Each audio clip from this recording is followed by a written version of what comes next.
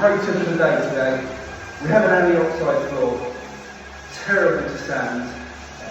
If you've got one, you're going to have problems. You might be asking yourself, why am I going in a diagonal direction? Two reasons. One, aluminium oxide is an absolute pain in the bum. I'll show you how you can identify aluminium oxide in a moment. There's a couple of ways. One is the smell. When you start sanding, you notice this really sweet smell. Can't show you that through the camera, but I can show you in a moment is what to look out for on your own floor.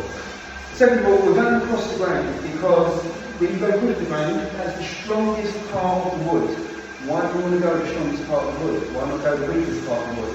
Don't get me wrong, on Instagram we often see people sort of going right across that way. I don't like doing that just because all the belt sander is going to do is just follow those divots all over the floor.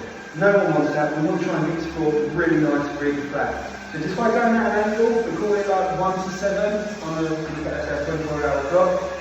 You're not going to follow those divots, you can make a new pattern in the flooring, cutting out all of the unevenness. I'll show you that close up in a moment as well. So we'll be able to get all those unevenness out without following it all the way through. If you see the floor sander going across the grain that way, it's quick, it's cheap and it's lazy. No one wants that for a floor. Go at 1 to 7, cuts it down nicely. So that's why we're hitting this floor on a diagonal cross section first. And then we'll show you now what we mean by aluminium oxide.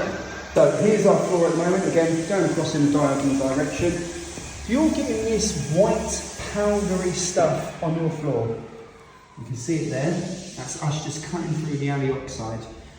This stuff is really horrible to sand. We're actually on a 36 grit on the belt sander at the moment, trying to cut through it. So barring the smell, which I can't show you here, if you're getting this white dust on the floor, you know you've got an aluminium oxide, and what you'll find as well is the dust will just be hard and clumpy. It won't be like a normal sand dust. Only on this first cut. Once we've got through all of this and we're down to a nice flat floor, in the hallway, in the living room, etc., what you will then find is that we're then getting back to normal wood.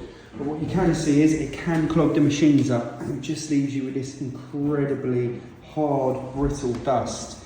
Blocks the machine up from time to time, so you need to give it a clean now. That's why we're going on a diagonal direction on this one, and hopefully that helps you with your future floor sanding projects.